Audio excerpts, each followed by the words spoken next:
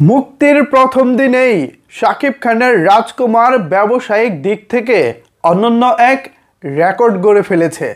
বর্তমানে বাংলাদেশের বাংলা সিনেমায় সবচেয়ে বেশি ব্যবসা রাজকুমার ঈদের দিনের হিসেবে করেছে। আসলে কত টাকার ব্যবসা করেছে? ঈদের দিনে সারা বাংলাদেশের হলগুলোতে তো সাকিবিয়ানদের উপচে পড়া ভিড় ছিল।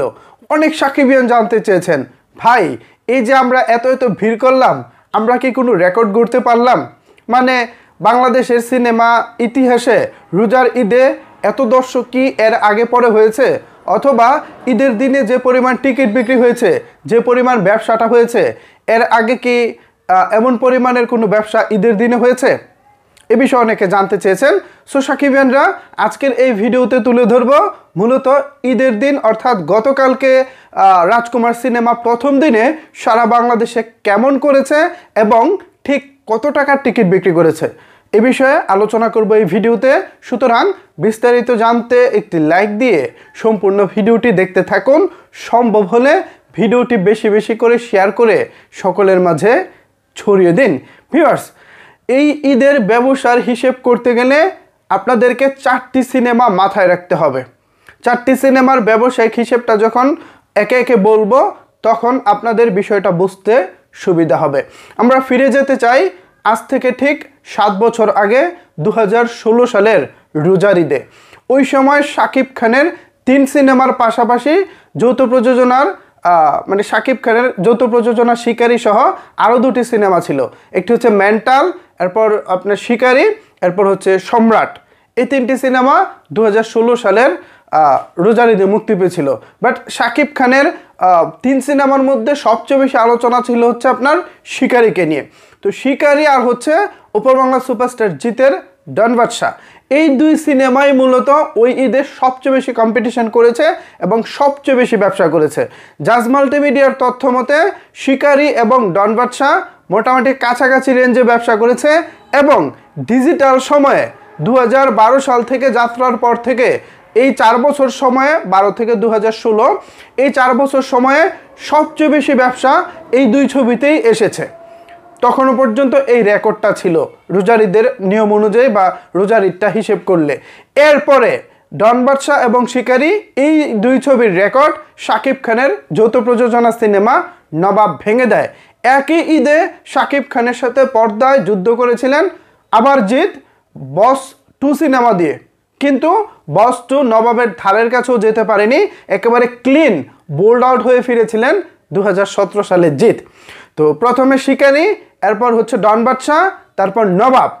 এই ডিজিটাল গত 7 বছরে রোজার ঈদে সবচেয়ে বেশি ভালো ওপেনিং এসেছে, ভালো ব্যবসা এসেছে মূলত এই 3 সিনেমা দিয়ে।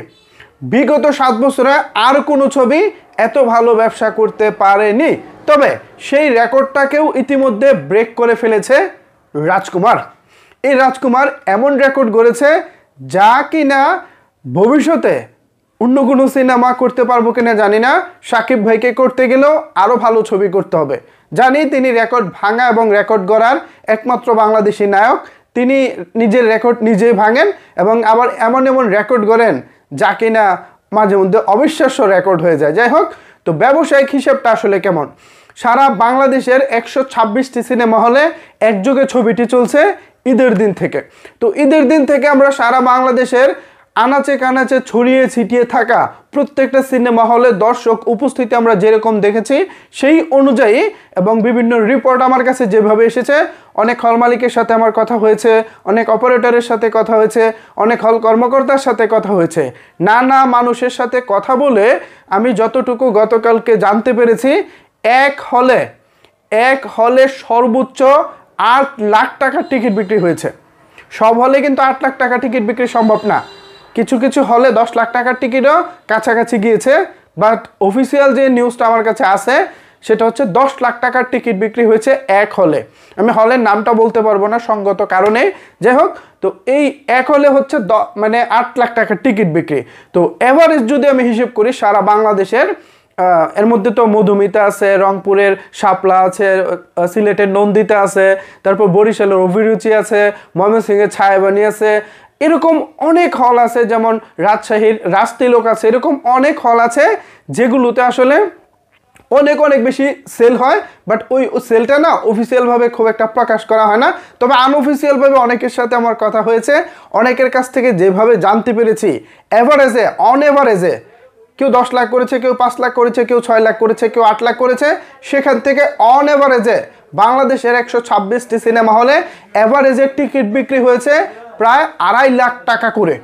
একেবারে মফস্বলের গ্রামের সিনেমা হল থেকে শুরু করে একেবারে বিভাগীয় শহরের টপ লেভেলের হল পর্যন্ত।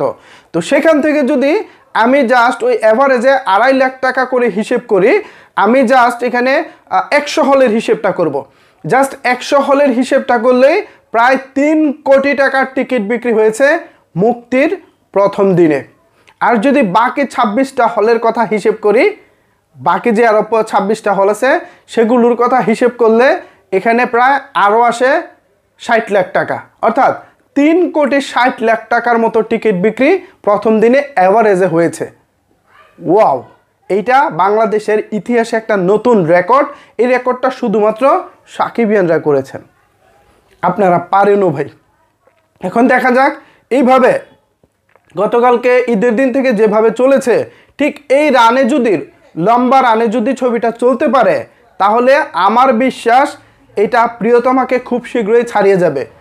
এভারেজে যদি ডেলি 3 কোটি টাকার করে টিকিট বিক্রি হয়, তাহলে এখানে সর্বোচ্চ সময় লাগবে হচ্ছে আপনার 15 দিন সময় লাগবে রাজকুমার অন্যান্য রেকর্ড ব্রেক করতে। ইভেন ইন্ডাস্ট্রি হিট ছবি প্রিয়তমার রেকর্ডটা ব্রেক করতেও কিন্তু 15 দিনের বেশি সময় লাগবে না যদি এভাবে চলতে থাকে। এখন দেখা যাক দর্শক যেভাবে গতকালকে হলে গিয়েছে, এই ধারাটা যদি অব্যাহত থাকে তাহলেই আমরা আশা রাখতে পারি ভালো কিছু হবে। আবার এর মধ্যে যদি দর্শক যদি ড্রপ করে, সিনেমার রিভিউ যদি ভালো না আসে, তাহলে কিন্তু এই রেকর্ড আমরা গড়তে পারবো না। মুক্তির প্রথম দিনে সাকিবিয়ানরা নিঃসন্দেহে একটা অনন্য রেকর্ড গড়েছেন। প্রায় 3.5 কোটি টাকার টিকিট বিক্রির একটা নতুন ইতিহাস হয়েছে সিনেমা হলগুলোতে। সাকিবিয়ানরা সেই ইতিহাস গড়েছেন, তো সেই ইতিহাসের সাক্ষী আপনি আমি আমরা সবাই। তো আপাতত প্রথম দিনের বক্স অফিসের যে রিপোর্টটা, এটা আপনি সাধারণ দর্শক আপনিও হিসেব করে করতে পারবেন। একটি হলে জাস্ট আপনি 500 আসন করে হিসেব করেন, বাংলাদেশের ম্যাক্সিমাম হলেতে হচ্ছে 700, 800, 1000 পর্যন্ত ক্যাপাসিটি আছে। আপনি জাস্ট অ্যাভারেজে 500 আসন করে হিসেব করবেন, 100 টাকা করে টিকিট ধরবেন। অনেক হলে তো 100 টাকার টিকিট মানে চিন্তারও বাইরে, হলের ম্যাক্সিমাম টিকিট 150-200 টাকা। আমি 100 টাকা করেও যদি আপনাদেরকে অ্যাভারেজ করতে বলি, মধুমিতায় তো 500 টাকায় বিক্রি হয়। যাই হোক, কথা সেটা না। তো অ্যাভারেজে যদি 100 টাকাও ধরেন এবং 126টা হলে 500 করে সিট মানে ক্যাপাসিটি ধরেন, হিসেবটা আপনারাই পেয়ে যাবেন। 3.5 কোটি না, অলমোস্ট 5 কোটি টাকার কাছাকাছি চলে আসবো। যাই হোক, কথা সেটা না, কথা হচ্ছে ব্যবসায়িক রেকর্ডে যেভাবে এগিয়ে যাচ্ছে রাজকুমার, আমি বিশ্বাস রাখি বা আশা রাখি সাকিবিয়ানরা যদি এই ধারাটা, যে ধারায় চলতেছে, এই ধারাটা যদি তারা 15 দিন বজায় রাখতে পারে, তাহলে প্রিয়তমার রেকর্ড 15 দিনে ভাঙা সম্ভব। 2 মাস লাগবে না, 2 মাসের কোনো দরকার নাই, শুধুমাত্র 15 দিনে ভাঙা সম্ভব। অঙ্কটা কীভাবে হয়েছে বাকিটা আপনারা মিলিয়ে নিতে পারেন, কারণ এইটা খুবই সহজ অঙ্ক, এখানে কোনো কঠিন কোনো অঙ্ক নাই। সো ভিউয়ার্স, এই ছিল আপাতত আমার কাছে রাজকুমারের বক্স অফিস কিংবা আপনাদের চাওয়া পাওয়ার উপরে নির্ভর করে সর্বশেষ আপডেট। এই আপডেটটুকু পেয়ে আপনাদের কাছে কেমন লেগেছে চাইলে কিন্তু অবশ্যই সেটি নিচের কমেন্ট বক্সে জানাতে পারেন। ধন্যবাদ সবাইকে সম্পূর্ণ ভিডিওটি দেখার জন্য।